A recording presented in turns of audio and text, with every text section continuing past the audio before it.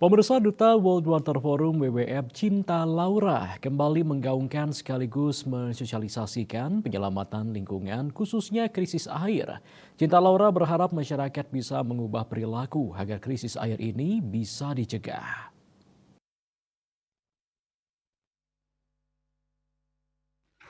Cinta Laura mengatakan keberadaannya di WWF adalah menyosialisasikan krisis air kepada masyarakat luas karena merekalah bisa mengubah perilaku-perilaku agar bisa mencapai target-target 20 tahun ke depan.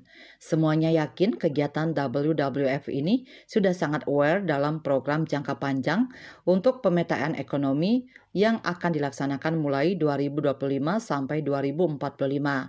Hal ini semua terkait keberlangsungan penanganan krisis air untuk meningkatkan GDP serta mensejahterakan masyarakat. Apa yang sudah dilakukan Cinta Laura dalam WWF ini?